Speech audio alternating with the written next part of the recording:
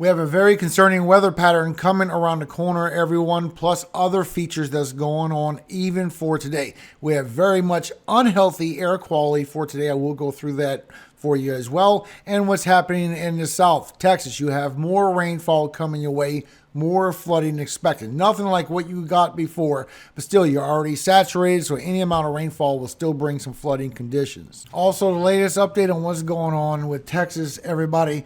So as of the latest, so far Texas has 129 people confirmed dead, 167 still missing, including the 5 campers from the Mystic, plus 1 counselor that's still missing as well. And 167 that's missing is all from Kerr County, everybody.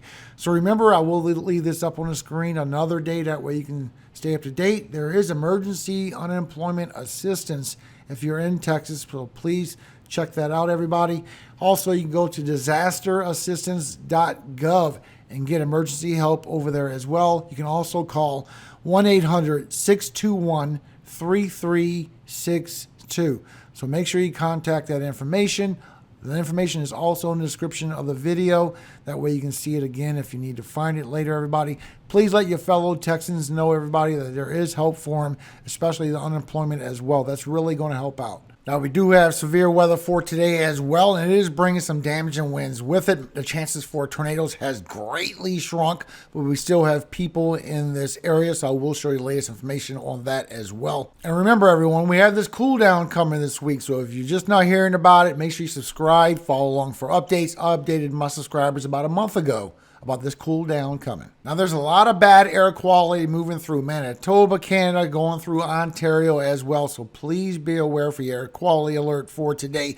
And you can see how it's moving through for today and moving in through Minnesota, also for the Dakotas. Matter of fact, Minneapolis, Minnesota, you are second in the world for the most unhealthy air quality for today. Now, this is going to get worse and drag further into your state. As we go through this morning into this afternoon, this is going to drag into Minnesota, maybe even northern Iowa, also portions of Wisconsin and the UP of Michigan.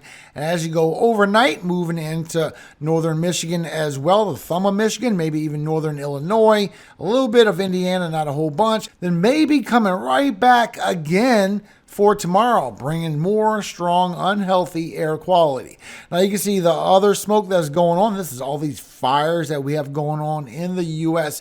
Be aware there is some air quality alerts over for the Southwest as well. And you can see this here. So all this orange you can see on the legend over here. This is for sensitive groups. If you have asthma or problems breathing, be aware going outside with the air quality. You even have a little bit of red right there, which is unhealthy for everyone. But look at the forecast for today.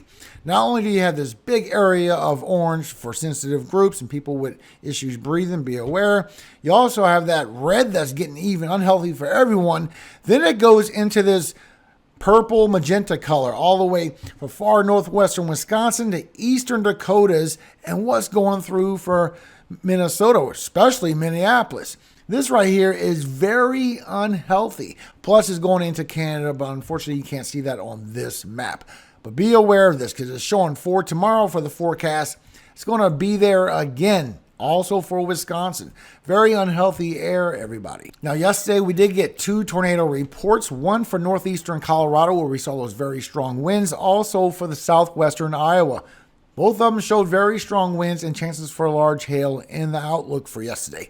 We also got 38 wind gusts, over 120 wind damage reports. We even had 15 flooding reports with 31 flash flooding. And Iowa did get hit yesterday with the flooding. There was a lot of cars trapped on many roads, but cul-de-sacs, dead-end roads like this right here flooded up real good over in Iowa, and they had a lot of issues as well. Many videos on my account. You can follow me in the description on Facebook and on X. Multiple streets flooded in Iowa yesterday, especially in Davenport. Now let's go through the severe weather risks so you know what to watch out for. So for today, you do have that 2% threat for tornadoes. So far, here's your cities in Michigan at threat for that. I'm showing it's still a low-end threat. Your main threat is going to be for chances for damage and winds for today, especially in the 15%. You also have the 5%. So here's your cities and states at risk for possible damage and winds for today. The hail threat is a little less of a threat, but you still have one. So here's your cities and states at risk for possible hail for today. Now, as the front comes on through, there is 2 chances for marginal for severe weather for tomorrow, but everyone else in this green section, you could see an isolated thunderstorm. There is no threat for tornadoes for tomorrow. It is going to be 5% for winds and no threat for hail. So here's your cities and states at risk for potential damage and winds for tomorrow, looking like a low-end threat. Now, for today, you're going to be over 100 degrees still across the southwest, and you're going to have these 90s building towards the east for today. So you're still going to be in the high 80s to the low 90s once again. Over here in the north, you're going to be in the 70s, mostly because of the storms, but the cool front is bringing drier air. And you can see for tonight, you have the lows of the 60s moving through. Remember, as we go into next week, this is going to be the bigger cold front. Now, for tomorrow, it's going to get stronger across the southwest again, where you can get all the way up towards 110 degrees or more. Remember, this is taken in the shade, while the high 90s go all the way towards the upper Midwest. It's a big ridge of heat that's going to start building as we go through for tomorrow. Now, this is also bringing some dew points where right along the Gulf Coast, you're going to experience over 100-degree feels-like temperatures from all the humidity and the dew points. So please be aware it's going to feel very hot along the coast for tomorrow. Now you can see as we go towards noontime, we're starting to get a lot of storms popping up over here for southern Kansas, going through Oklahoma, also for Texas, where we start getting that front pulling up from Indiana into Ohio and a little bit of Michigan. So as you go through the early morning around 11 and 12 o'clock, you get some discrete cells moving through for northern Michigan, for the thumb of Michigan, and that's where your best threat is to get a chance for a tornado. Remember, this is your significant tornado perimeters. It factors in dew points, wind shear, and all these other factors in the atmosphere to get your best chance for a potential supercell. So northern Michigan, you still have that threat all the way towards 11 o'clock this morning, looking like it's fading away after lunchtime. Matter of fact, as you look with rapid refresh, which always over intensifies these storm cells, you can see as you go through the evening, showing chances for storms to fire up, bringing chances for damage and winds. But look how quickly it just weakens down. So for a model that overhypes a little bit, it weakens down rather quickly. Also showing as we go through tomorrow, we're still going to get an upper level low to a mid-level low somewhere around Texas we need to be aware of. I'm showing there's going to be multiple in our weather pattern. We have 2 different high pressures. We have one high pressure that's going around the west over here, bringing everything into this direction. We have another high pressure going around the Gulf that's bringing moisture in this direction. And we're getting a few areas of spin. I will show you. It's a little bit concerning. Just need to watch it. I don't see anything major coming out of it. But showing that we will get some storms also for this afternoon, going through tomorrow morning, then for tomorrow evening, building up again for Texas. So this is going to add to more rainfall. Please be aware.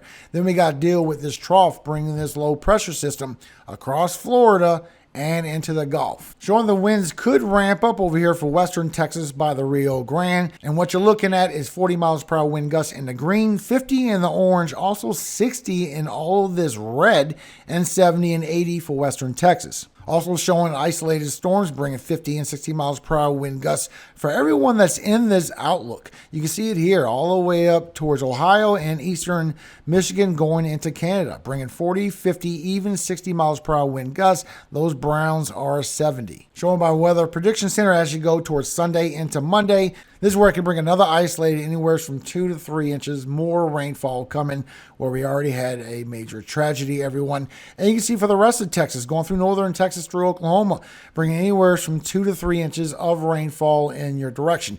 Then we have what's happening in the Gulf that's going to come further towards the west after that. Still showing the best case scenario is going to be all this flooding that's going to come across the southeast for Florida and the Bahamas, even some for the Carolinas, and the coast for Mississippi, Alabama, even some of Georgia and Louisiana. Showing widespread 2 and 3 inches, but a big hot pocket for central and southern Florida for anywhere from 3 to 5, 3 to 6 inches of rainfall. Now I want to touch on the tropics and what's coming around the corner. It's getting a little bit concerning what I'm seeing trending with the ensembles, everybody. I'm going to show you every outcome, what the possibilities are.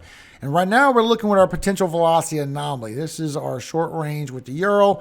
And we can see after we get all this sinking air that we're going to go to a neutral phase to a favorable environment as all this propagates further into our region. This is where we're going to have chances for thunderstorms to grow very easily and grow very strong. I'm still showing this is going to last all the way into August. And you can see this here. As soon as you get out of the 20s it gets even stronger for our chance for favorable environment for thunderstorms to grow, going all the way towards the first week of August.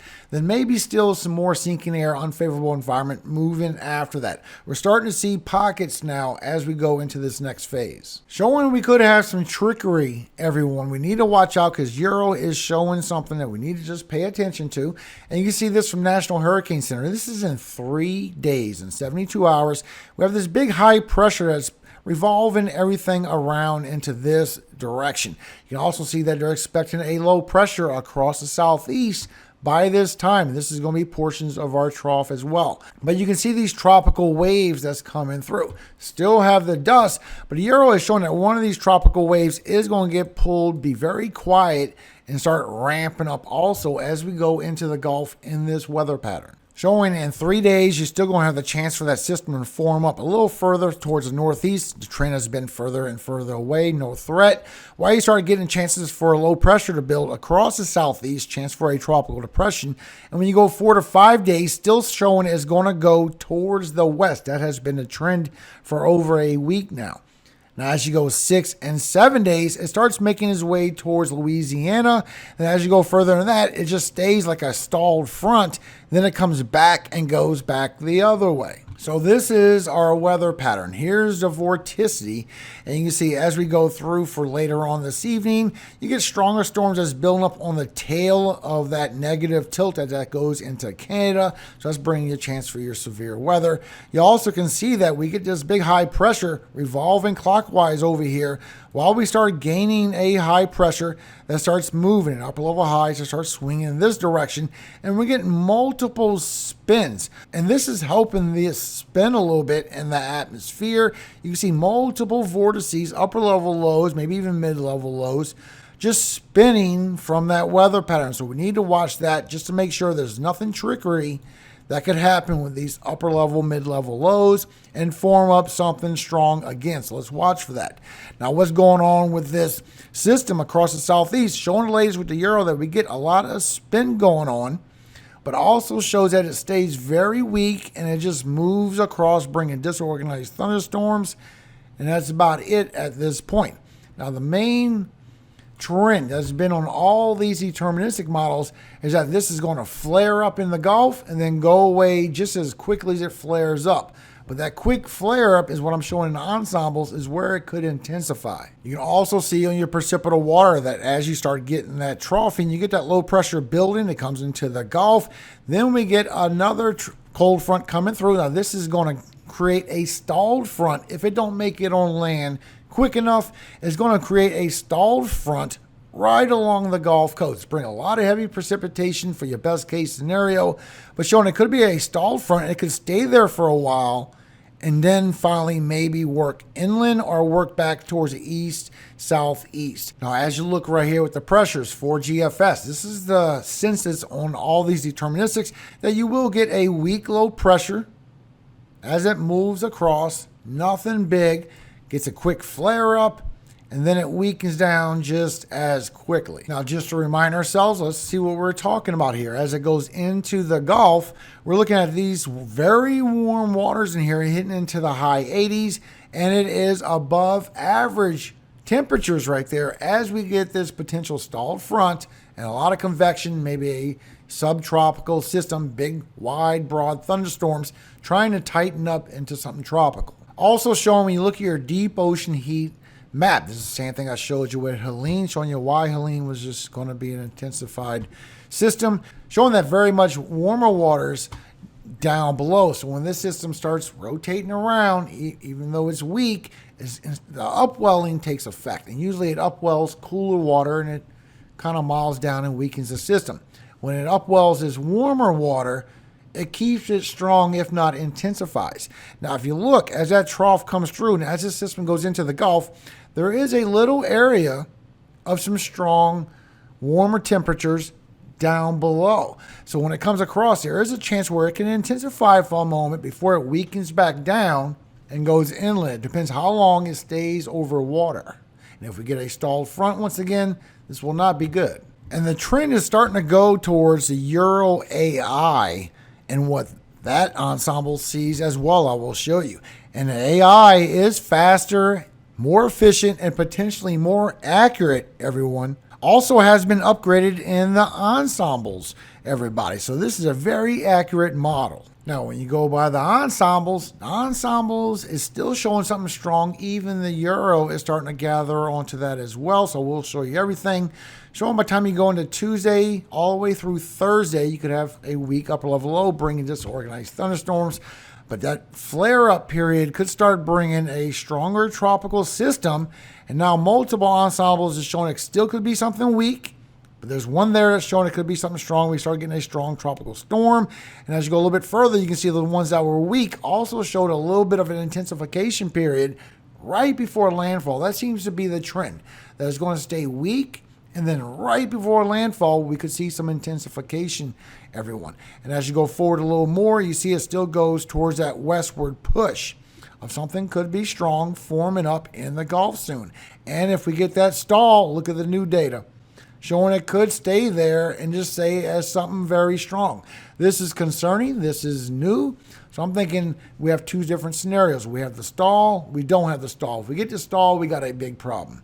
If we don't get the stall, probably just going to be disorganized thunderstorms coming on inland and bringing you some heavy rainfall. That'd be your best case scenario, would be the flooding. Now, the Euro ensemble also sees something a little different than the rest of them. It shows that wave in 72 hours, like what National Hurricane Center says, showing as it goes literally from 72 hours towards 7 days, that it will be somewhere around the Bahamas getting steered by this high pressure. This is an ensemble. This is a potential. And you can see literally as you go from Friday into the weekend, that could ramp up maybe something right there in the Gulf. But look afterwards. If we get this stall after the weekend, really intensifies this chance of something forming in that Gulf and going out through the east, northeast, or maybe one later going out through the west. I'm not saying let's believe these like law. All I'm saying is this is showing more and more than the latest update, and it's really a little concerning. Things intensifying at the last second in the Gulf is very stressful. Now, we still have the 20% from global tropics. That has not been taken away. And as of making this video, there's nothing by National Hurricane Center for the next 7 days. And that is the latest update, everyone. So please watch out for all these things I showed you in this video. There is a lot going on, especially the air quality in Minnesota. Please be careful for that and watch out for your pets outside also, please. I will keep you updated on what's going on with this weather pattern. Make sure you subscribe, follow along for updates. Do help the video, everyone. If you think it's worthy of it, share the information, hit the like button. Thank you in general. Before I go, a quick word from our Father, everyone. Revelation 21:3-4. And I heard a great voice out of heaven saying, Behold, the tabernacle of God is with men, and he will dwell with them, and they shall be his people, and God himself shall be with them and be their God. And God shall wipe away all tears from their eyes, and there shall be no more death, neither sorrow nor crying, neither shall there be any more pain, for the former things are passed away. Amen. Remember, everyone, above all things, all glory does go to God, our Father in heaven, Yahweh. And I always hope he keeps you safe every single day of your life and forever. Amen. Hallelujah. Amen. Have a great day, everyone. Please be careful of these threats.